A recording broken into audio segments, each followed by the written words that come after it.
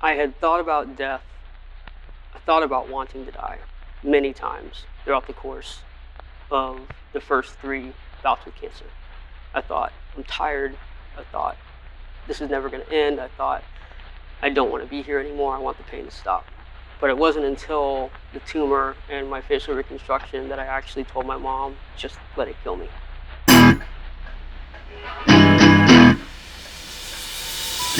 One of the most humbling and inspiring experiences in life for me is to sit down with someone who has experienced hallways of life and types of pains that honestly are in the worst fear category for most people, and yet have a character and a hope and perspective on life that we can all only dream of.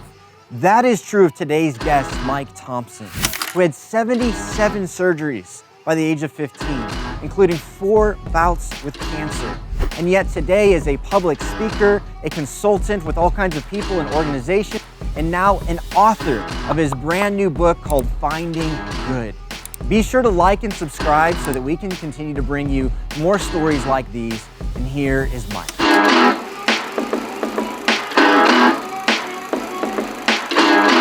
Well, happy birthday. Thank you. Yeah, I forgot about that. Letting us hang with you on your birthday. I think that as you get older, you start to forget about it more and more. Yeah, You're like, not it's as just major another a day. milestone. Yeah, I'm which you trying should to be ignore it, celebrating. You're like, maybe. yeah, I made another year. Yeah, no, I love it. I appreciate you letting us be a part of it with you. So, It's a good birthday gift. yes, yeah. And I, you have a story that I think, like, if I saw it in a movie, I would be like, oh, that's too unrealistic. Like, I didn't believe it. There's like, no way that know, would it's happen. like, yeah, exactly. So I've just been so excited to sit down and hear it from you, you know, in its entirety.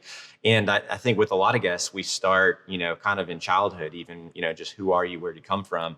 And yours makes more sense than most, thinking about what you went through 0 to 18 and so on. So maybe even before you're 10, because that seems like when things really take a turn. Yeah. Just, you're from Austin originally, is that Born and right? raised, From the area, which is increasingly rare. Yeah. Where in Austin were you born and raised? Central, Okay. North Central. So just 5 minutes north of the UT campus, I-35 and St. John's. Kind of like the heart of the interstate right there. I could ride my bike to I-35 and be there in 5 minutes from my house. So would you describe 0 to 10 as normal, relationship with, siblings? What was that like? Yeah, it was the normal American Texas kid. I played baseball in the spring, soccer in the fall, and had friends, stayed out until the streetlights came on, and we'd be down at the end of my street at the cul-de-sac, and my best childhood friend is a guy named Michael Johnson, same name as the All-American sprinter, Olympic sprinter. And Michael ended up becoming a wide receiver for the New York Giants and won Super Bowl with Eli Manning's second Super Bowl. Okay. And I'll have to fact check that. I'll just say, for recording's sake, won a Super Bowl with Eli Manning as a free safety. But we would play all day and all night together. Football, soccer, running up and down the street, riding bikes everywhere.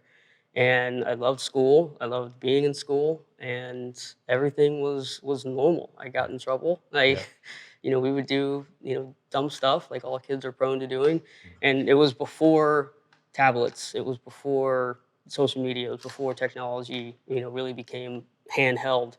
So around 10 years old, series of events set in motion that would change trajectory of your story forever. So what?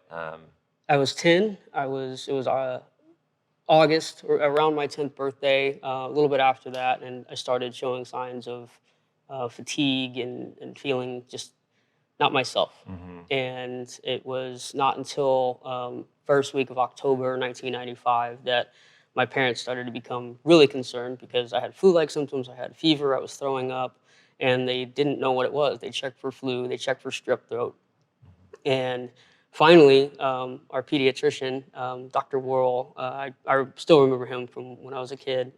He said, "Why don't we get some blood tests, some more profound blood tests done?" And one night, after feeling a little bit better, I'd come home from soccer practice, still kind of really run down, and it was Thursday, October 11th, 1995. And I came home, and my mom and sister were crying at the kitchen table. And anytime that had happened before, someone in my family or someone close to us had passed away. And so it wasn't until I sat down and they said, Mike, we need to go to the hospital tonight, that I was like, no. Like, first of all, you don't go to the doctor during the evening. Like, it's a daytime thing. Yeah. And so I knew it was serious at that point. And, as a kid, 10-year-old kid, your immediate concern is not things like, am I sick? Or how long am I going to have to stay there? It's, am I going to see my friends tomorrow? Yeah. Am I going to be able to play in the soccer game on Saturday? And so we get to the hospital and they put an IV in me at 9 o'clock at night. And it's, again, middle of soccer season, middle of the school year. And I'm thinking, how long is this going to last? And it would last for, almost 5 years. Did you have like at 10 hearing results of the blood work? Like, did you even understand like what the diagnosis was, like what was happening? At 10 years old, I knew two things about cancer. One is that you lose your hair when you get it, and two is that it can kill you. And I was worried about the second part more than anything. Yeah. And then, again, having a physician team and having nurses there to explain to my mom and have her explain to me what's going on, like there's that little kind of process of explaining things in the way that a 10-year-old can. And I was always kind of an old soul growing up. I usually hung out with adults more at kids' parties than the other kids. And so I was pretty intuitive when it came to understanding like what was going on with my body. And when they told me that, acute myeloid leukemia, your white blood cells are basically attacking the rest of the cells in your body, and we're going to have to kill off those cells to preserve your life, to make sure that you beat this. Again, you're a kid. How long is this going to take? How long am I going to have to go through this? And when I realized that it wasn't going to be just a night or a day, that's when it really set in that like, okay, like now I'm more concerned about, am I going to live through this? Yeah. Am I going to beat this? And what was the first step? Like, was it chemo right away? Chemo immediately. So we started chemo on October 13th, that Saturday. Okay. And Dr. Jim Sharp and Dr. Donald Wells. Dr. Sharp is long retired, but I still keep in touch with him. And Dr. Don Wells still works at Dell Children's. This was at Brackenridge Children's. And when you're told that you're going to go undergo chemotherapy and all of your conceptions about cancer are that, you lose your hair and you can die from it, you're not familiar with the nuances of chemotherapy and what it does to ravage your body. And it's a toxin, it's a poison that's designed to destroy your cells. And I mean, almost within a day, I started to feel the effects, the endless nausea and vomiting, the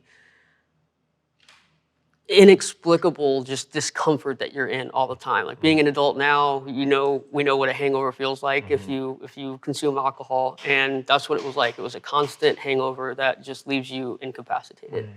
And that was 2 days after I was admitted to the hospital. So, and I would not leave the hospital for 5 months. Wow. You didn't like go home? Didn't go home. You just lived in the From hospital October 11th to late February. October 11th of 95 to late February of 96, I did not go home once. Oh my gosh.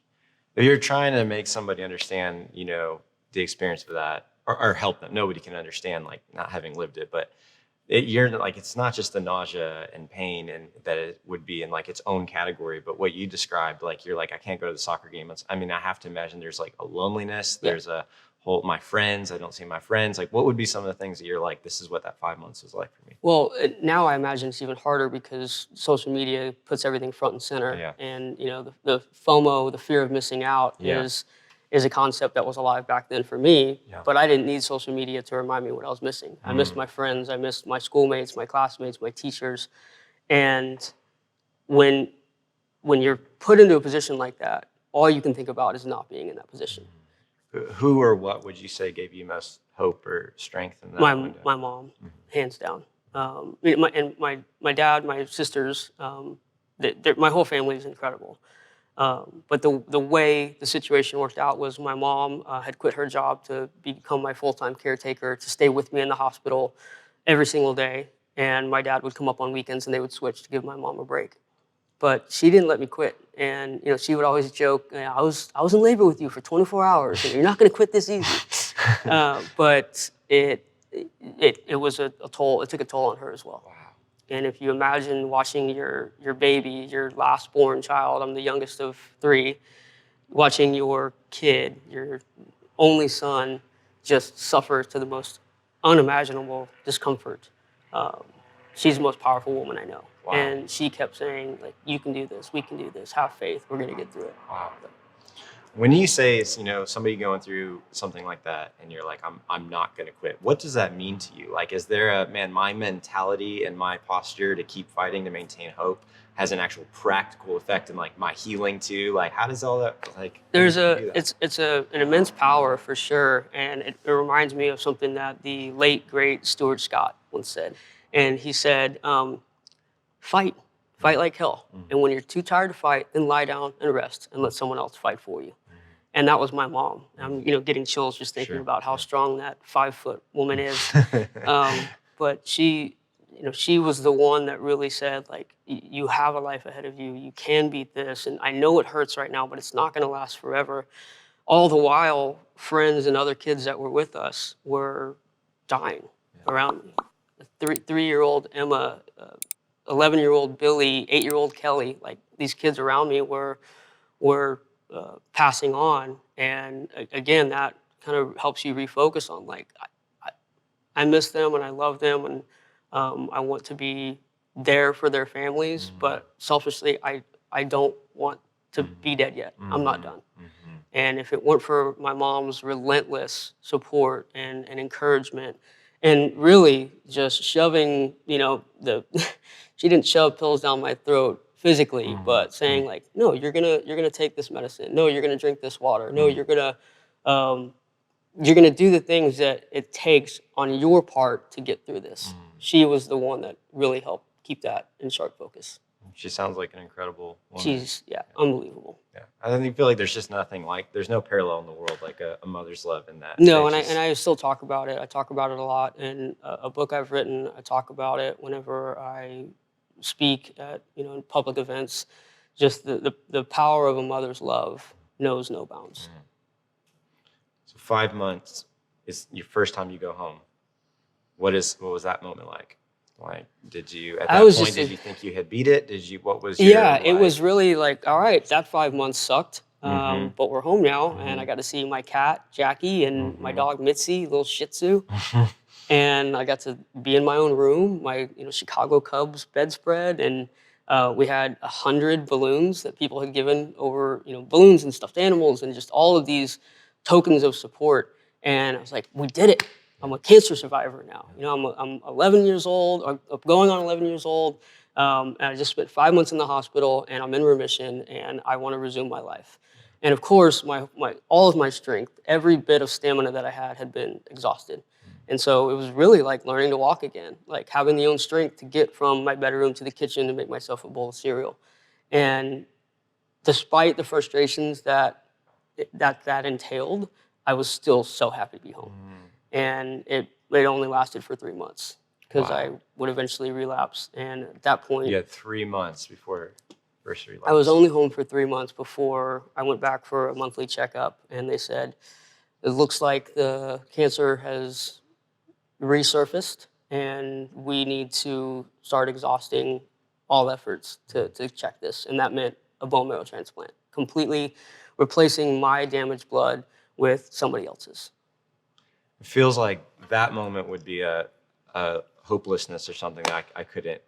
I don't know how. I don't want to speak for you or anything, but I'm just like the day-to-day hoping you're going to get out of this. You beat after 5 months, and then just 3 months later, it's back. Like, was that another level of overwhelm? Or there was one thing that was a shining moment during that period of remission that made it kind of worth it to take that break. Because had I known what the roadmap would have been, I would have insisted on staying in the hospital and saying, do whatever we can to beat it.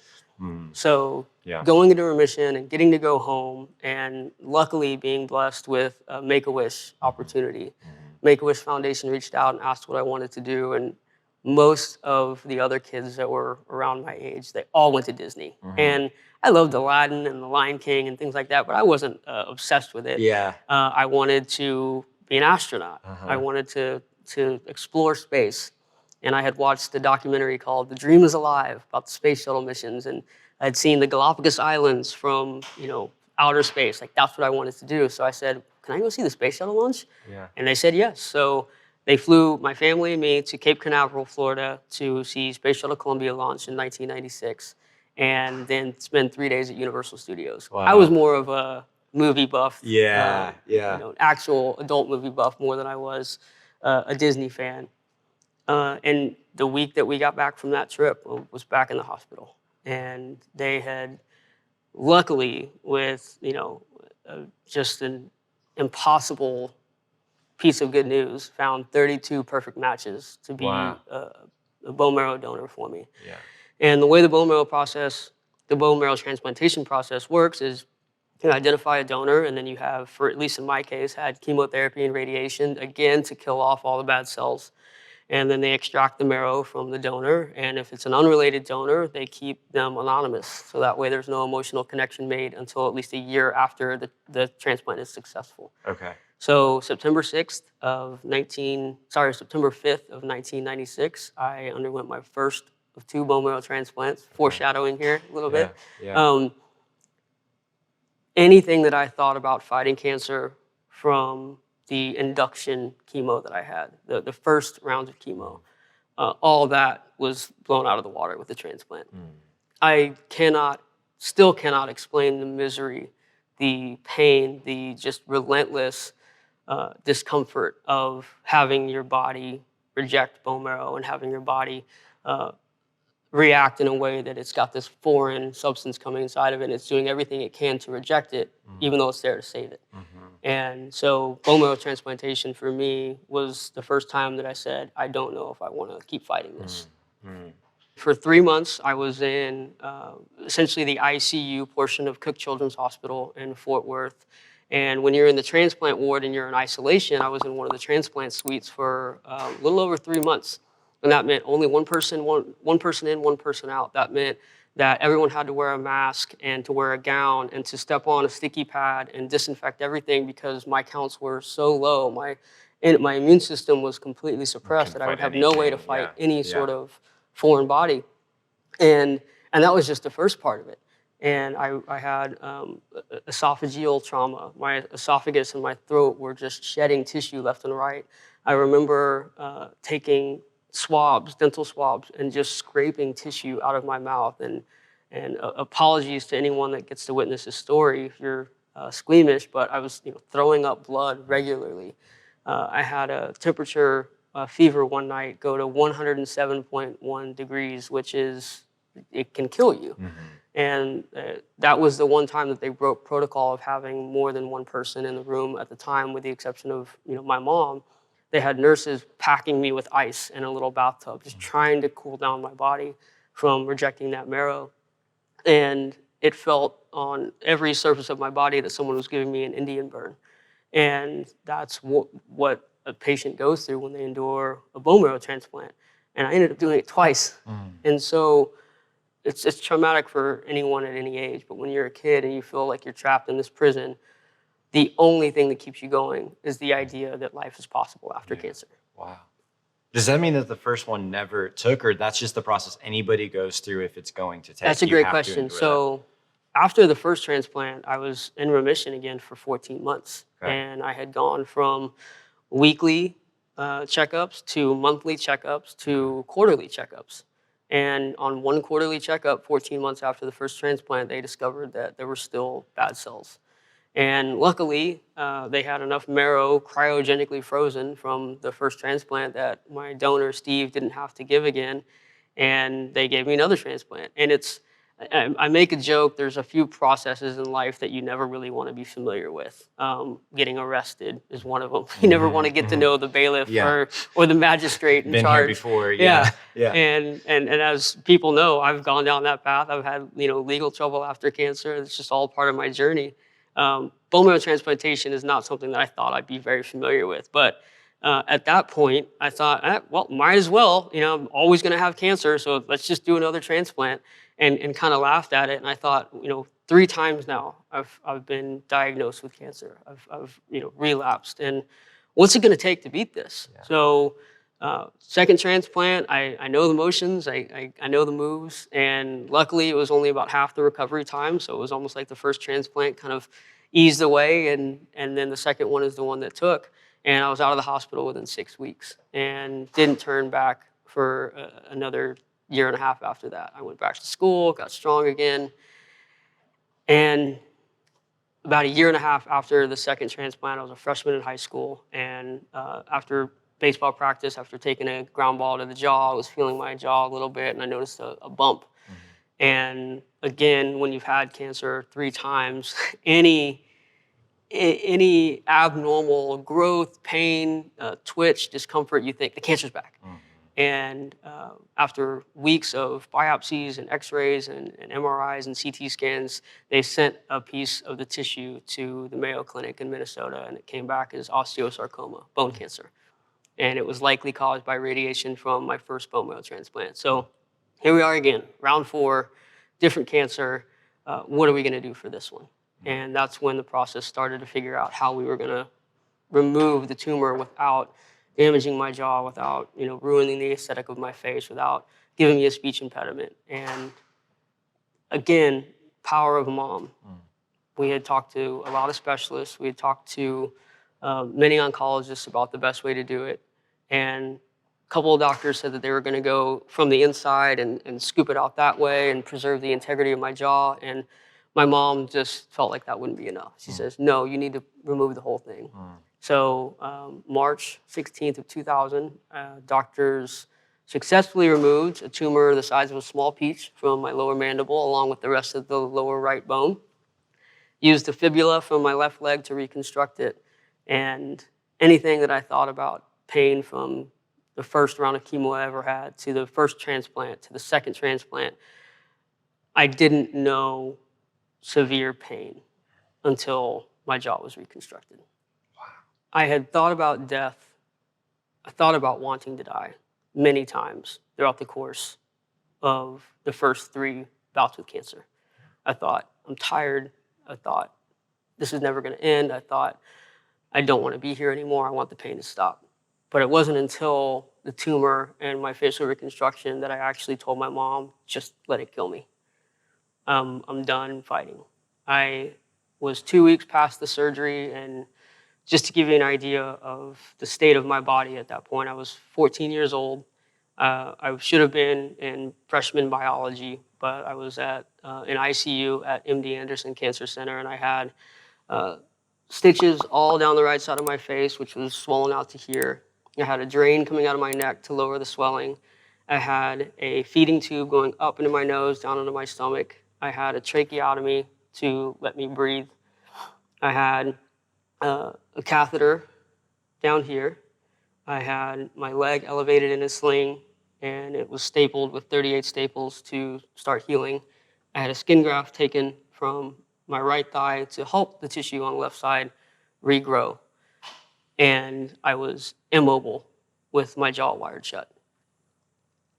2 weeks after the facial reconstruction, I had an infection set in to some of the remaining teeth that they had left. But they didn't want to put me back to sleep because they thought my heart rate would be too low. So they just sedated me. And I woke up before they finished the procedure. And another point of that surgery was to remove the feeding tube from my nose and put it directly into my stomach so that I wouldn't feel like I had to hawk a loogie all the time. Because I hated whenever they would put like Pedialyte and Ensure through my nose tube, and it was cold and it hurt my throat. So in order to put a stomach tube in, you need to inflate the stomach and then puncture it and then suture it down so that it stays in place. I woke up during the stomach tube insertion, and they didn't know I was awake because I had a cloth over my eyes and I was shackled down to the operating table. So once they realized I was awake, I remember a nurse saying, like, he's awake, hit him again, meaning sedate him more. But my adrenaline or something was just too much because I felt every pierce, every air bubble that went into my stomach to inflate that stomach started rising to the surface of my throat, and I started vomiting into my trach tube. So I plugged up the only source of air that I had with vomit from my stomach during a surgery that was supposed to help me heal. I woke up 3 days later, back in ICU, and I remember, you know how they have like the smiley faces at the bottom of the pain chart? And number 1 is smiles and number 10 is a frown. I drew a line through it and I wrote, "Just let me die," to my mom. I was done. And I'll never forget this. She said, 1, I didn't go through 24 hours of labor and 3 cancers with you for you to give up now. And 2, you have a lot of people waiting for you back home.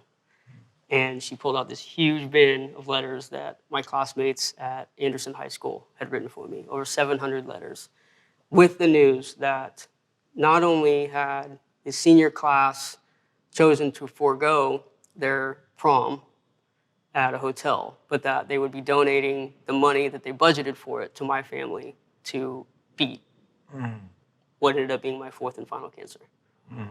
And it was my best friend at the time. His name was Mark Gistel. His sister, Sarah, was the class president, and she had orchestrated all that. And I thought, okay, this sucks.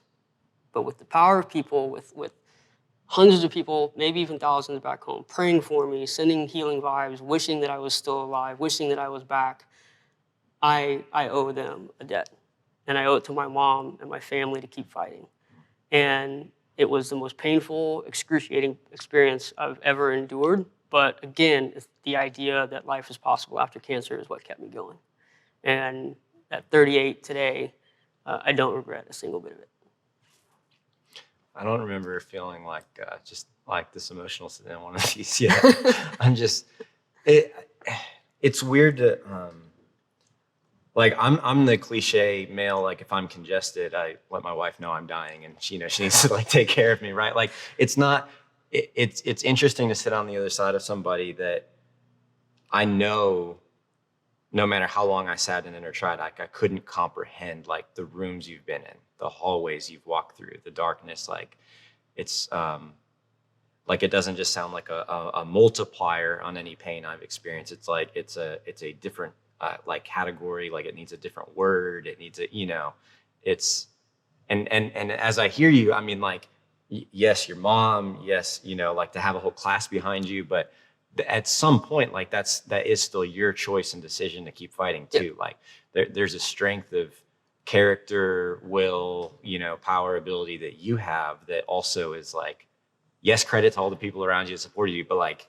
unbelievable, like credit to you too, to say like you chose still to keep fighting through all that, which is I'm just going to like sit here and be like, I can't comprehend it. I mean, that's why it's inspiring to listen to. And I think about my experience, and it is a pretty remarkable story, you know. And for me, I don't ever remember thinking, what did I do to deserve this? I remember thinking, this is happening to me, but there are people that are worse off. Emma is no longer here. Billy is no longer here. My friend Tom is no longer here. As long as we are able to think about the life that we're living, that gives you power. And so for me, I'm glad that I went through that experience because it's giving indescribable meaning and purpose in my life. I can look at my wife, I can look at my friends, I can look at myself in the mirror and think, this life is worth fighting for. And I'm glad I'm still here to live it. And any time that I have doubt or frustrations, all I have to think about are the people that I knew and loved and lost to cancer or any number of other tragedies. And what I do know that we all share in common as human beings is that we're all born and we all die. And that we're all here on this earth at the same time. So what are you going to do at that time? And for me, cancer, being a cancer survivor, just frames that perfectly every morning that I wake up. And I think my story is unique that most of my life has been lived in cancer survivorship. And it's affected me in profound ways that I think give me power now to help others find their purpose and meaning in life. Did you then, or do you now, like live in a constant fear that that's going to be your life again? Like how did you not be in a constant state of fear and anxiety, even in like the good moments, even in the remission moments? Or? I'd like to say that I live without fear of that, but certainly anytime I get a backache or I can't sleep or I have a bad dream, it does creep back in that, like, am I going to have to go through that all over again? I've written a book called Finding Good, and in it I explain these 3 tenets that really guide my everyday behavior. And the first tenet is to be selfish. And I mean that in the way of taking care of your mind and body, of getting the sleep that you need, eating what you should, hydrating, doing what makes you happy so that you can be whole. Prioritizing like your health first. Yeah. Yeah. Because you can't give 100% unless you are 100%.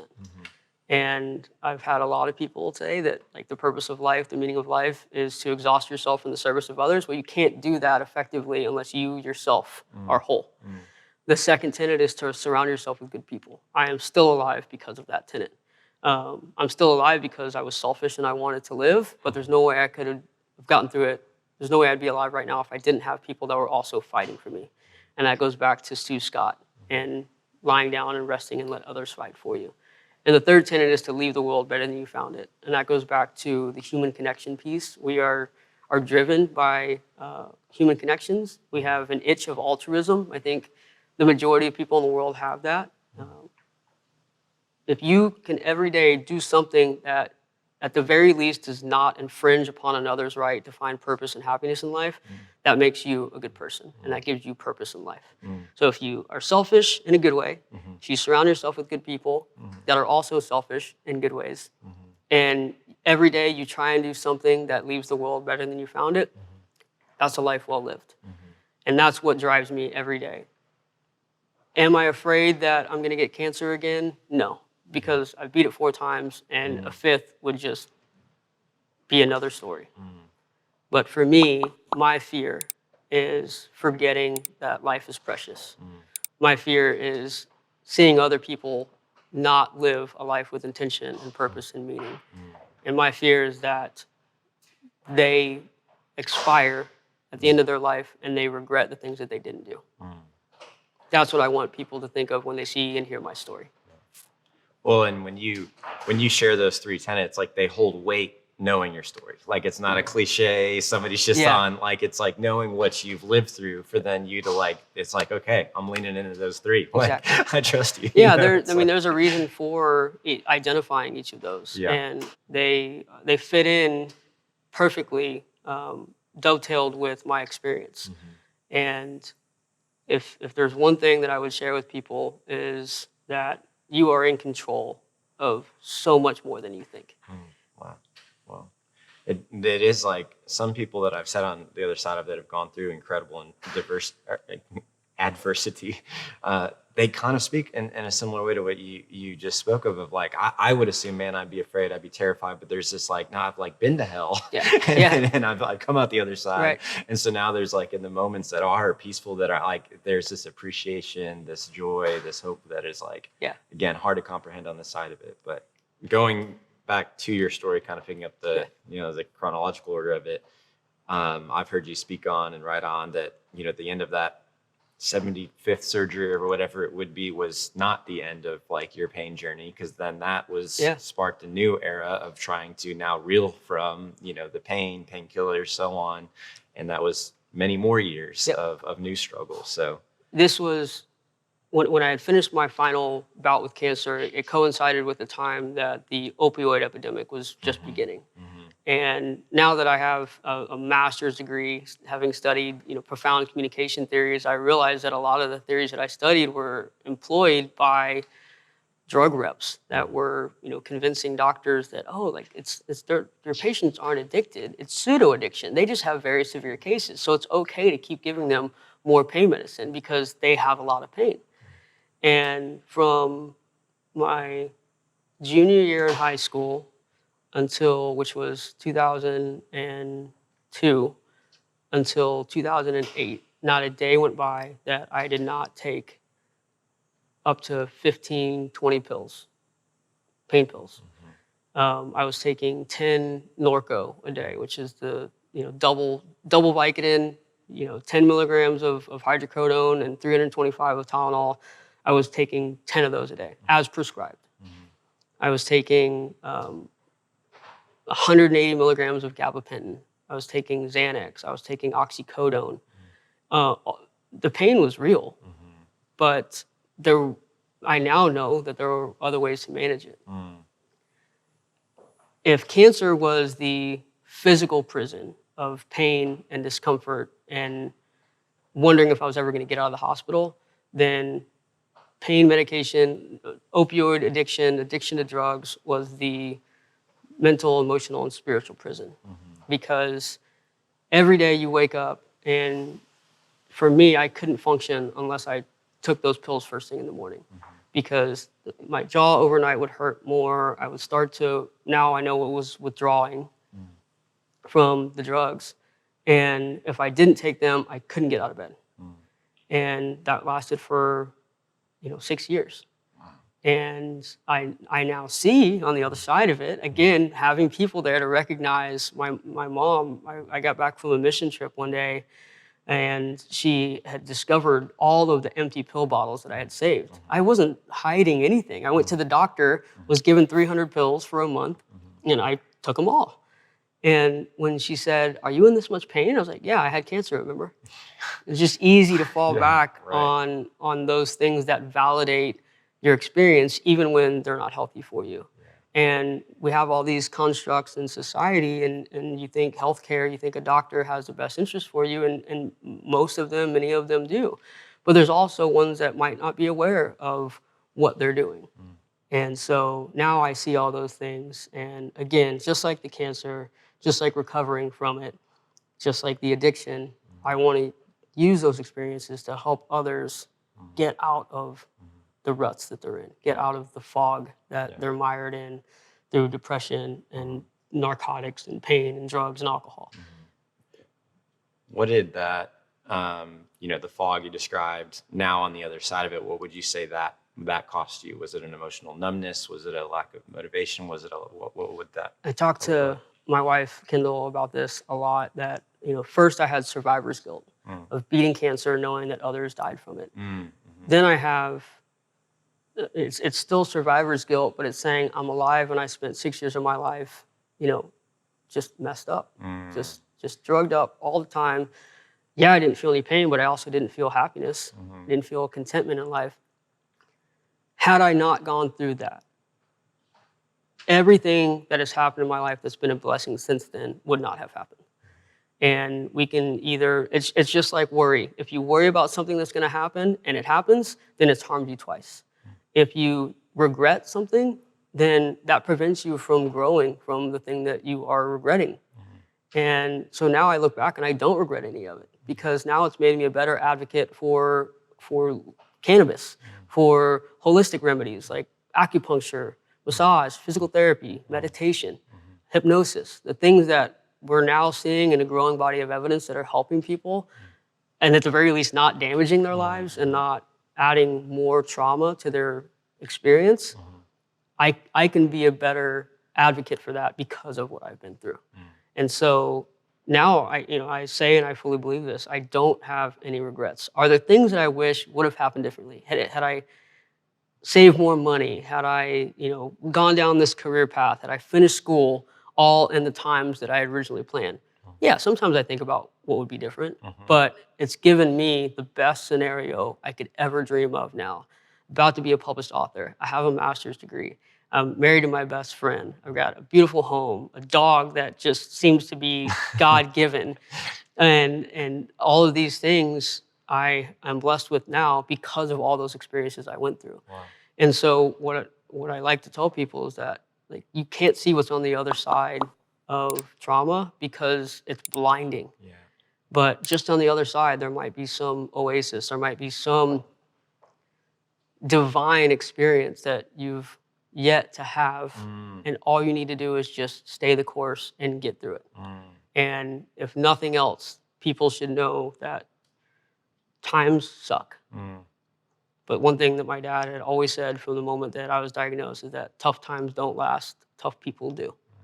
What led to recovery then from addiction? What was the either breaking point it was, or the motivation? Again, like having people in your corner. My mom, because all of my addiction, all of my time seeing pain management doctors was cancer related.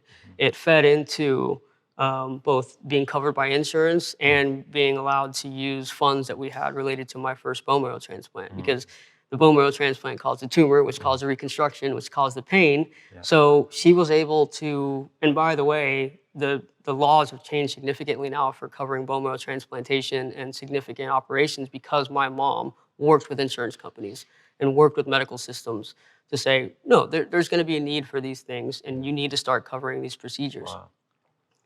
I'd gotten home from a mission trip. She had found all the bottles. We talked. She asked if I was happy, and I said no, but this is what they give me.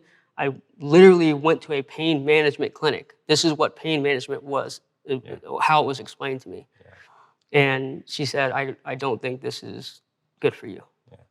And she had planned for me to go to a rehabilitation center in Kerrville, Texas. It was a very immersive process. I would be there for a month. All I knew about rehab before that was that where drug addicts were sentenced if they got into legal trouble. Yeah. And I met firefighters and police officers and lawyers and doctors that were all victims of some form of trauma or substance abuse, and were looking for a better life. And once I understood the physical dependency that happens when you're on drugs for that long, alcohol or drugs, it made much more sense to me about my plight. Wow. That I realized that, okay, there is a way out of this. When I got done with that month and my mom picked me up from that rehab center, there was a song playing on the radio by Alicia Keys called No One. And I just started bawling, crying to the song, because while I hadn't felt pain in more than half a decade, I also hadn't felt happiness and joy.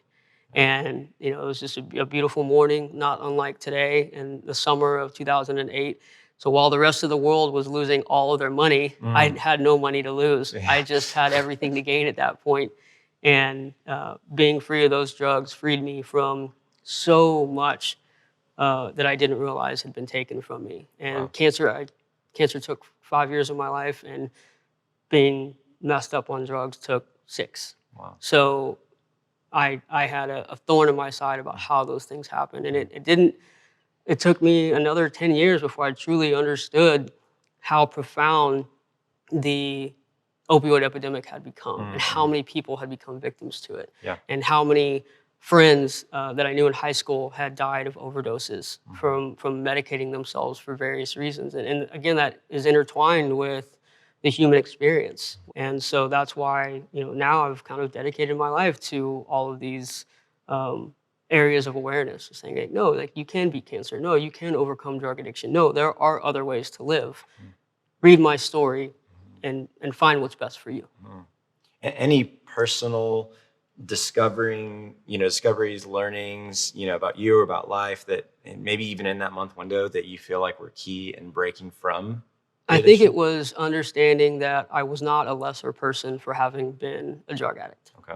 Yeah. In society and life, we kind of put people in these pockets, and we stigmatize them, or so we label them. There's shame with that. There's shame that comes with it. Yeah. And the people that I've loved and lost that are no longer physically here with us, my hope is that they are in paradise and that I will get to see them one day. Yeah. But I'm going to use their inspiration to inspire people that are still on this earth. Wow. And that hopefully one day, at the end of all of it, of this experiment, however it's revealed, we'll be surrounded by light and love and happiness. Well, talk to me about some of the ways you're using that inspiration today then, kind of, post all of that, all of the learnings, what you've described as even some blessings in there, now I know speaking, writing, consulting, so many ways that you're helping a whole lot of people. What does that look like today? My path back to life, what I call rediscovering passion for living, started with being active again and realizing that, doctors said that I wouldn't be able to walk after, taking the fibula from my left leg, that I would always have pain there. And I believed that for a while. And then I just kind of started running again. And I thought, I'm not going to, they told me that these pain meds were good for me, and that didn't work out. So what else should I not believe? And I started running again, riding my bike. And The first part was just more broad inspiration. I'm going to say that I beat cancer and drug addiction, and now I'm doing Ironman races, and I'm climbing mountains, and I'm raising money for various causes along the way. Kilimanjaro, right? Mount Kilimanjaro, yeah. It's unbelievable. Which is a great experience, Yeah. tallest freestanding mountain in the world in Africa, and Kenya and Tanzania down below, and then we went on safari, and it was something I dreamed of as a kid. After that trip, I thought, okay, I need to do this as a professional. No longer dipping the toe in the water, this should be a career. So I started with one cancer nonprofit and then another nonprofit. And then most of it was rooted in cancer advocacy, but then I realized I wanted to go bigger and I wanted to address pain and understanding how people fall into addiction and how to get them out of it. So I started working in the medical cannabis industry and understanding how this plant, this natural plant, had been stigmatized for so long. And that inspired me to start doing more and more research, which inspired me to go back to school, which inspired me to go to grad school. And so now it's not just rooted in cancer or addiction or acupuncture, cannabis, massage, whatever it is. It's just the whole human experience. Like, how can I coalesce all of these experiences that I have, package them in a way so that others can read and take whichever part and parcel they want and apply it to their own life. And so the next step, now that I am free of drug addiction, finished with graduate school and moving into the future, becoming a thought leader in the space of life enthusiasm is really where I want to direct myself. Wow. And so this fall, I'm publishing a book called Finding Good. It's about my journey through cancer, addiction, and then learning to live again. And in it are, both personal anecdotes and then actual, academic theories that really help explain the human experience and hopefully inspire other people, people that have cancer, have been addicted to drugs, or something that's completely foreign to my life story. Help any and everyone achieve the best possible life they can. Wow, that's exciting. I can't wait for it. It's going to be incredible. Yeah, I hope so. I'm curious to kind of end. So I'm thinking, your story is such a remarkable story. A vast majority of our audience, maybe all, isn't going to be able to relate with the specific details.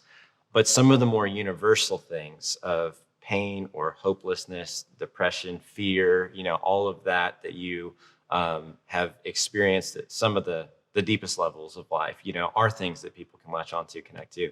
So I'm thinking about like two types of people. I don't know if this puts you on the spot, but I'm just curious what you'd say to each of these groups.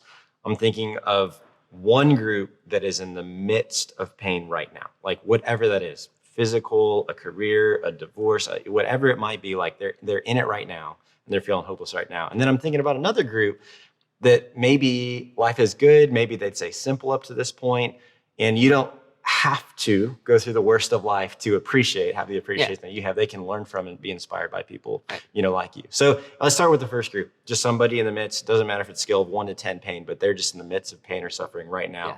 What would you say, having been in some of the worst pain you can be in life, to somebody that's like looking for hope? When you're immersed in discomfort, when you're in pain, it seems like it lasts forever. And I know from experience that it can feel that way. When your stomach hurts or you have a headache, you wish for anything else but that feeling. Pain really is temporary. And as excruciating as it can be, if you follow the advice of those 3 tenets of being selfish, of doing what you can to get through that pain, first and foremost, and then surrounding yourself with people to help you through it, then you can get on the other side of it.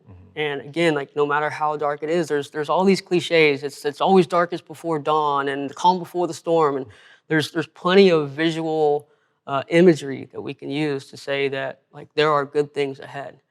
And so know that the pain that you're in, the discomfort that you're in, is shaping you to be a better person.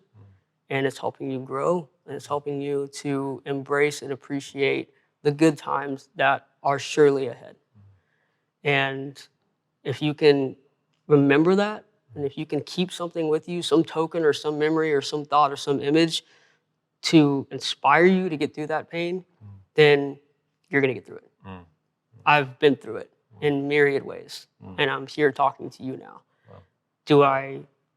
Have I forgotten about that pain? Absolutely not. I have dreams about it. I have visions about it. It still hurts right now, but I know that when the sun is shining like it is right now, that I'm going to embrace it.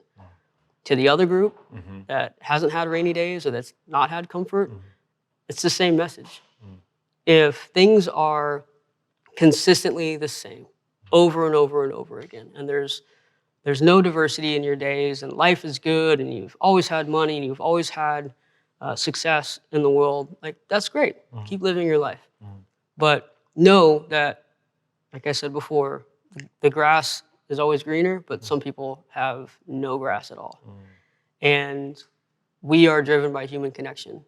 And if you can embrace that itch of altruism and give back, I guarantee you it will add more value to your life than you ever thought possible. For people that think they have it made, that life is perfect, that it's great, if they return and enter the moral conflict, as I like to call it, their life will be made even much better than it already is, thinking that they have everything going. And there's a quote from one of my favorite leaders and public speakers ever, is the late Robert Kennedy. He said, each time a man stands up for an idea, a man or a woman, stands up for an idea or acts to improve the lot of others or strikes out against injustice, he sends forth a tiny ripple of hope. And crossing each other from a million different centers of energy and daring, those ripples can build a current that can sweep down the mightiest walls of oppression, of fear, of resistance, of addiction, of poverty, hunger.